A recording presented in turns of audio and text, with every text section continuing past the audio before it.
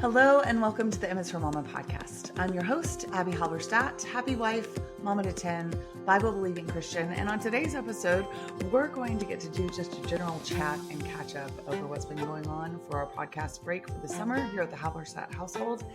And before I do that, I want to jump in and talk to you guys about our podcast sponsors. Christian Healthcare Ministries is an alternative to health insurance, which gives your family so much empowerment to customize it to what you need. You know your principles, your priorities, and your practical needs for healthcare, and Christian Healthcare Ministries can come alongside you to help you achieve those. We've been using Christian Healthcare Ministries personally in our family for over 6 years. They've gotten us through a couple of births with great experiences, and we love that when you join, you are working together with fellow believers who share the same values. You can learn more by visiting chministries.org. I also want to remind you about one of our favorite sponsors, Voteberg Music Academy. And I say favorite because my son Simon is using their guitar program to learn, and he is loving it. You can join thousands of other families who want to break free of the private lesson model, which is very expensive and often specific for one child, and allow multiple children to work together to learn multiple instruments. You can learn guitar, mandolin, ukulele, violin, and piano, and you can share accounts within a family for as little as $30 a month using the code M is for Mama 20 for 20% off each month that you're enrolled. And I love that they allow you to get more songs from the vault to learn, that they allow you to work toward badges, which they actually mail to your house, and that there's even a fun fall ribbon festival to work toward to display your hard work. Your students will be motivated to learn and enjoying learning music more than ever before with Voteberg Music Academy. Again, you can use the code M is for Mama 20 for 20% off each month you're enrolled, and you can find them at votebergmusicacademy.com.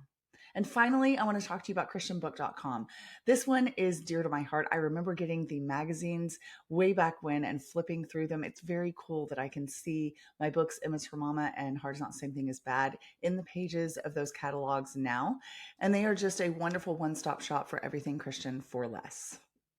All right, friends, I am so glad you are here, and I'm so glad that I get to just chat with you today. We don't have a big agenda. I don't have a specific topic in mind. I just wanted to catch you guys up on the comings and goings of the Halberstadt household over the last, I guess it's been about 3 months since I got to talk to you guys just on a face-to-face basis. I know I can't see your faces, but you can see mine if you watch on the videos or just listen to my voice. And I really enjoy connecting with you guys here in this space. Podcasting is one of my favorite things that I get to do. I'm so grateful the Lord allows me to do this. And I'm so grateful that I have my son, Ezra, who can help me, because I just know that when it comes to the technical side of things, it would not happen. I just don't have the bandwidth, nor the interest, nor the expertise. So what a gift it is to have these kiddos that have abilities beyond ours and different than ours. So rewinding back to the very end of our spring, which our springs tend to be kind of busy. If you'll remember the spring before this last one, we went for 6 weeks to Europe. And if you haven't listened to that podcast before, you can look for, I'll put the episode number in the show notes, but it's our grand European adventure. It was a long time coming. It was 5 years in the making. And that was an incredible spring. This last one was good too, though. Our family got to travel to a couple of homeschooling conferences. And those are always fun, not only because, for example, if we go to Branson, Missouri for Teach Them Diligently, we can go do fun things like mountain coasters and go to Silver Dollar City, but also because my girls especially love to come to the conferences and meet people and work the book table and work the merch table. And they're honestly really good at it. They just have a natural, I know I'm bragging on my kids, but I like them. I love them, but I also find myself really proud of the ways that they are using their gifts for the Lord and to bless others. And if you know our family, you know that our family motto is to be a blessing. And so it's fun to watch them be a blessing. All these mamas that come to these events that I get to speak at, and they get to minister to them and smile at them and chat with them. It's just really cool to do that together as a family. So we did a couple of those. And then Sean and I actually got to, we got to go to Scotland for our 19th wedding anniversary, which is kind of an odd anniversary to do a big trip on, but it's in keeping with a quote unquote tradition, which is that 10 years ago, I don't know if it can be a tradition if you've only done it twice, but I'm just going with it. 10 years ago, we got to go on a really cool trip to Europe when we had only small children because our very nice parents were kind enough to help us with childcare while we were gone. And we knew that we would not be able to pull it off very likely, or at least it would be harder to pull off for our 10th anniversary because we were pregnant with Theo at the time, who is our number 6. And so, excuse me, my voice is croaky today. I'm battling some sort of crud, so I hope you'll bear with me as I've got a little bit of a scratchy throat. So on our 9th anniversary, I had Theo in my belly. I was 13 weeks pregnant, and we got to go to Santorini, Greece, and Paris and London. And then this time we got to go to Scotland, in keeping with that kind of 1 year off from the big one theme. And we had just both been interested. Sean had been to Ireland before. And I know for my Scottish and Irish listeners that they're not the same thing. I'm fully aware. But because Sean had already been to Ireland and we were talking about places in the UK we'd like to go, we were like, neither one of us has been to Scotland. It's beautiful. And we'd love to see the countryside and to visit the Isle of Skye and to see what Edinburgh is like. And so we went for it. It was kind of a waffling back and forth decision. Finally, we decided to go for it. And I'm so glad we did. It was such an enjoyable trip. And we had beautiful weather, which we had beautiful weather when we went to Europe for 6 weeks. When we were in Europe for 6 weeks, I kid you not, that we only had 2 half days of rain. And one of them was quite welcome, meaning we had been going and had so much sunshine that it was nice to have an afternoon in to just rest and have it be drizzly and cozy outside. But we had incredible weather there, and we had wonderful weather in Scotland as well. In fact, we kept having people tell us that it was unseasonably warm and clear and sunny. So we were grateful for that. Very grateful indeed. I think you guys know that we're a little bit pickleball obsessed. And so, of course, everywhere we go, whether it's a homeschooling conference or a work trip that Sean and I have to do, or a family trip or whatever, Sean will look and see if he can find a place for us to check out pickleball. Ezra and Sean and I are especially into it. And then Simon really loves it as well. And we have Theo and Nola that are really into it. Della's starting to get into it. So I don't know. We are currently working on a sport court, which I'll talk about a little bit more in a second, because that's a fun development. And I guess we're just going to be a pickleball family. That's just a thing at this point because we're really into it. So Sean found us this pickleball club to visit a little bit outside of Edinburgh. And so it was mostly people that were 55 plus, I would say. They all had these lovely Scottish brogues and such a kind, welcoming presence. And it was just so fun to see the way that they interacted with each other, the way they welcomed us. As soon as we were done, they were like, "Are you coming to tea?" I know, terrible accent. And or I think they kept asking us to drink coffee, and neither Sean nor I are coffee drinkers. And they were like, "Oh, tea or soup or whatever, just come over with us." And I mean, some of them really had such beautiful, strong brogues that it was like, "Girl, let's go, girl." I loved it.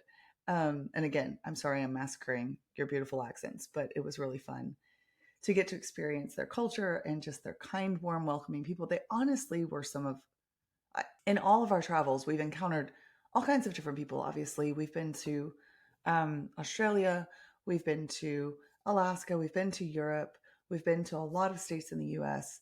And the Scots were really some of the warmest and most welcoming people that we met. Very cheerful, very friendly in the shops. And I have been other places in the UK where this was not necessarily the case.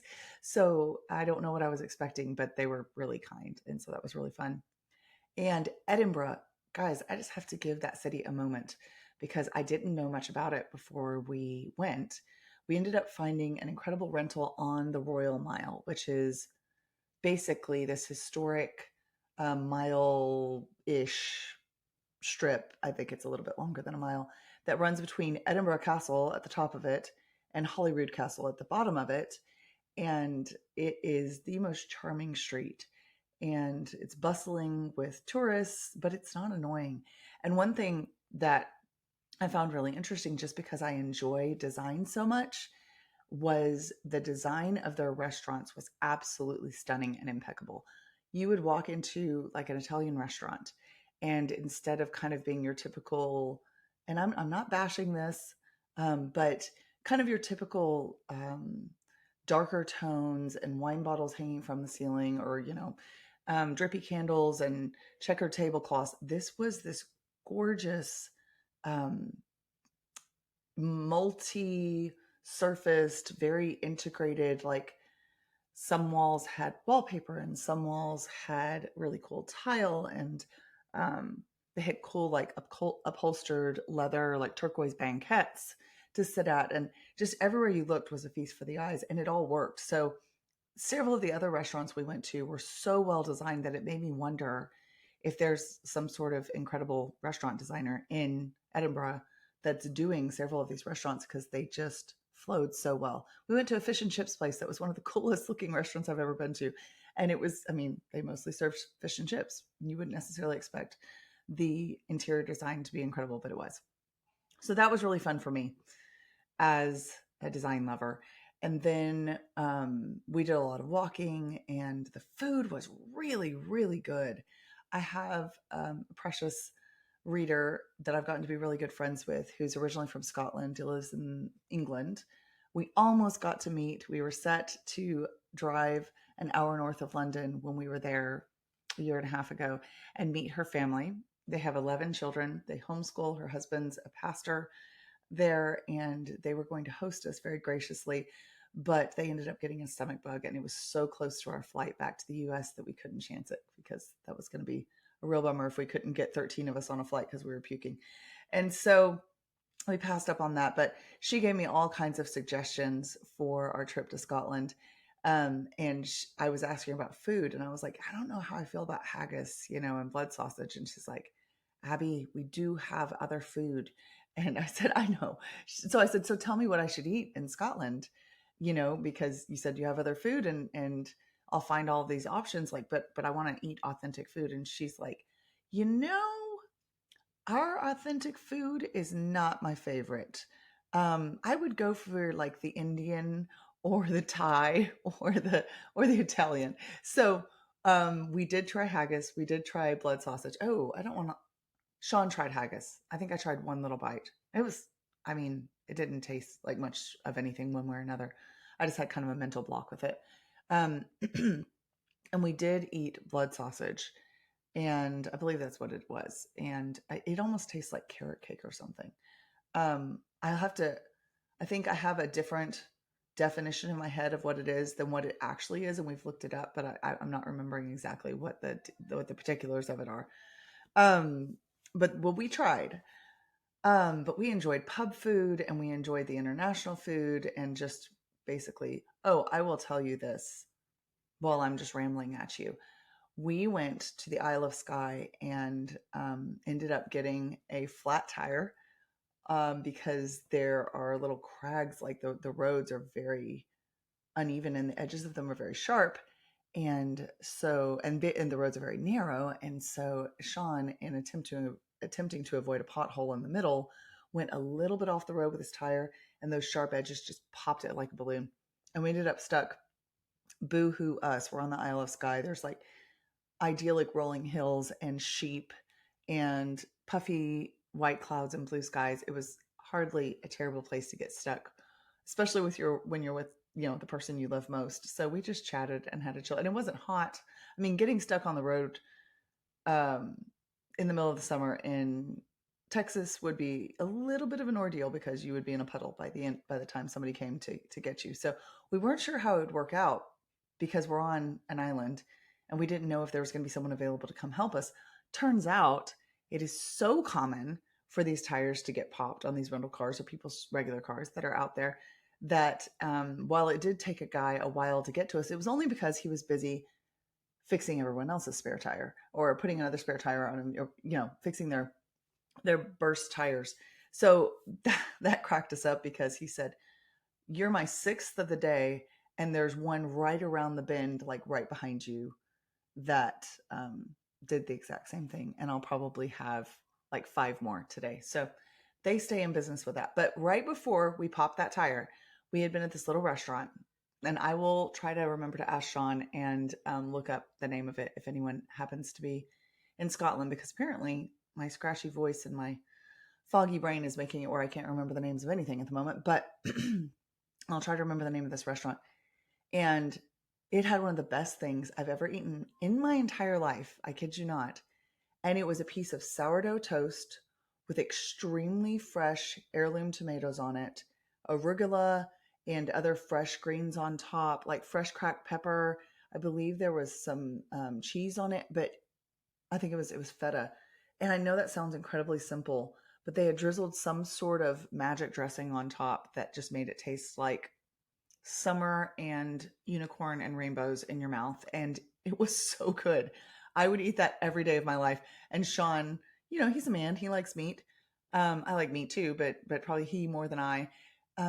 Said the exact same thing. He's like, oh, that could be, I could eat 3 of those pieces of toast and be like good for a meal because it was so good. So really good food. Kind of blown away by Edinburgh and how amazing it was. Isle of Skye was very cool to see. Um, that particular day, I was struggling with jet lag, so I took some naps in the car as Sean drove us all around the island. But what I saw, which was quite a bit because I did wake up for most of it, was really beautiful. And then we got to do some more fun things. We got to go to Inverness. We got to play pickleball. We did some hikes. Yeah, it was just a really fantastic, rejuvenating trip after kind of that spring semester for me always feels like, one, this sprint to finish homeschooling for the year. Two, a lot of times I have deadlines or a podcast that interview to be on, which I did have that this year. Or like I said, homeschooling conferences our family is going to. It just kind of feels like it all coalesces into this frenzy in May. And I know everybody's Mays are rather frenzied, but it's just felt that way for the last 3 years, basically since MS for Mama came out. It has felt like life goes into warp speed in April and May, even more so than before. And I have older kids. A couple of years ago, as I was graduating, all that. So it was a really lovely time to rest and hang out with each other and reconnect after being pretty going in a bunch of different directions quite a bit for the last month or so. Well, the day we got back, because we decided to just pack this in, I guess. The day we got back from Scotland, Sean was home for like 10 hours before he and Ezra and Simon, who are my oldest 2 boys, 18 and 16, before they all took off to the wilds of Canada, where they were doing a wilderness trip that they've done a couple of other times before. I think one other time with both of the big boys, and then Sean has done it with his dad a couple of times before. And so they're gone for 12 days.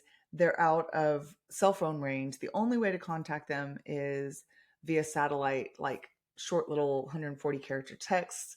It's kind of wild, but they go and they catch all of their meals. They take a bunch of food in with them. There's no way they're going to starve, but they catch fresh fish, and they canoe, and they hike, and they sleep under the stars and get eaten alive by mosquitoes. And I'm sure they sleep in tents rather than, quote, under the stars. But it's just a really bond with nature kind of wild experience. And so they did that. And I was speaking at a Turning Point USA event called the Young Women's Leadership Summit in San Antonio. So my family, my mom, my brother, sister-in-law, my dad was recovering from surgery, so he didn't get to go. And then their 4 kids, and then the 8 children that I had with me all went to San Antonio. And I was talking about how mild and temperate the climate was in Scotland. That's not San Antonio in June. And we had a particularly just kind of brutal June in Texas in general. Extremely hot, extremely humid, extremely uncomfortable. And so we went down to San Antonio, and believe it or not, popped another tire. This just a tire that blew on my van. And I was so grateful that my brother was there to take care of that. And so we were there for 3 or 4 days, and saw the Alamo and ate ice cream and walked around. And the only time that I interacted with the event that I was speaking at was when I actually spoke at it. I had 20 minutes. Like, they had a lot of speakers. So I had literally 20 minutes to talk, do a Q&A, and then I did some book signing and chatting with people for about an hour afterwards. And the rest of the time I was with my family, and we got to go to a water park. And I say that to try to put a good spin on it because the water park in San Antonio called Schlitterbahn, with 12 kids 13 and under, on a day when it's like 101 outside, does not feel like a get to, does not feel like a privilege. It definitely feels a little bit like a punishment. But we survived, and we came home with the same number of kids that we left with, or arrived with at the park, I should say. And everybody was healthy and they had fun. So that's really what matters in that case. Now, I will say that we had a fun surprise, or I had a fun surprise, because I was the only one who knew, which is I found out that I was pregnant. And if you don't follow me on social media and you just gasped, hang in there. I know this is a very casual way to just slip in a pregnancy announcement, but it's because there's more to it that's coming. But I found out that I was pregnant while Sean was gone, and I did not tell him via 140 character satellite text. I wanted to tell him in person. And so I was the only one that knew for almost 2 weeks, because I found out right after they left. And so I was pregnant during that trip to San Antonio, definitely feeling a little queasy and tired, but making it. And then got to tell everybody about the baby on Father's Day, which was really fun. I typically don't do big announcements or complicated announcements. It's more, when you've been with someone for so long, we've been married for almost 20 years, and you've had a lot of babies together. A lot of times it's kind of like, hey, here's a positive pregnancy test. But it had been a while since we'd had one. We had a miscarriage in 2021 and have not gotten pregnant since. So very excited. The girls everybody was over the moon, but my girls were just really, really, really jazzed about it. And so it was really fun to get to announce that to them in a fun way. I have a video of it that I'll always keep and cherish. But sadly, we found out a couple of weeks later that I had a missed miscarriage, which a missed miscarriage is where your body doesn't know that it's miscarrying yet. Your HCG levels are still high enough for your body to think that it's pregnant. You still have pregnancy symptoms. You're nauseated. Your uterus even keeps growing because your placenta is producing HCG, but the baby has passed away. So our baby had actually died about the time that I was announcing his or her life to, and I'm just going to call her going forward, because I really felt like that this was a girl. And the name that I have picked out for her is a girl's name. And so I found out that she had stopped growing at 6 weeks, and then I had to wait another, and we found that out at 8 weeks, and then I had to wait about another 3 weeks for my body to recognize that it needed to do something to physically start a process for miscarriage. And then it has taken about a month up until really recently for my body to fully finish that process and fully heal, which it's been a hard experience. It's been an opportunity to see the Lord's goodness and his faithfulness to me during it, and his nearness to me in my sadness and my frustration with my body not doing what I want it to do, and in my kiddos' disappointment at not getting the little sister that they were so excited for. But the Lord has been really faithful to carry us through and to give us moments of joy and rest in this summer season. But there was not just tons of rest, because I actually had a manuscript for my third book due on August 1st. And so got that finished, got that turned in. And that will be basically the wrap up to a motherhood trilogy that I started with Emma's for Mom and Heart Is Not the Same Thing as Bad. And the title of this book, which I am happy to reveal to you soon-ish, the book writing process in the traditional publishing world is very slow. And so even though I turned in the book already, it will not be in your hands for another year or so. And you'll be able to pre-order it in about 6 months. But the title of this book answers the question, is all of the effort in motherhood that we're putting in actually worth it? Like, Is the payoff worth it? Is there a payoff? Like, what's our goal here? And what should we be striving for? And I have a very fun treat for you in this book, in that I really wanted to get the perspective of women who have gone before, who have older children who are not perfect, and neither are their mothers, but they still have that perspective on that question of whether it's worth it and what the goal is, and how are we honoring God through this, that I really wanted to share with you guys. Some of the names you'll recognize from authors and speakers that are beloved to you. Some of the names are precious to me because they're in real life friends who have been helps and mentors to me. And my own mama is going to contribute, which I know you guys really enjoyed that podcast with her and love hearing from her. So I can't wait to get that third book in your hands, and I pray that it will be a huge blessing to you. And just know that, just like with my first two books, it's full of scripture and full of practical helps and full of pointing you back to the foundation of our faith, which is the rock that is Jesus Christ. So we had some other things that went on this summer. I can't even remember them all. The girls and I got to take a trip to visit my lovely assistant Becca for her baby shower. That was a surprise. And we've had a couple of other things here or there, but mostly you're caught up on the happenings at our house. We are just about to jump back into homeschooling. We'll do that next week. You'll hear this on Wednesday, and we'll start the following week, probably on Monday. I don't know. It's homeschooling. We'll see how it goes. But I'm excited to get back into that routine. And then our homeschool co-op will start up at the end of the month. And then I have some fun things this fall. If you are coming to the Wellness Collective, I will get to see you there.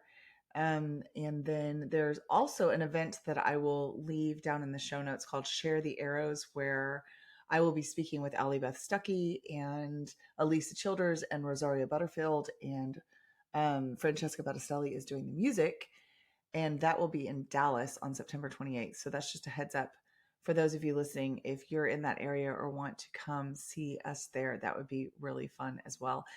I'm going to wrap this up so that I can go make dinner for my family, but it has been a joy to chat with you, and I can't wait to share with you again next week, and I hope you have a really blessed day. If you enjoy the M is for Mama podcast, I would be so honored if you would subscribe and follow along, maybe share with friends, or even leave a review. And if you want more content on motherhood and biblical responses to cultural issues, be sure to follow along on Instagram at m.is.for.mama.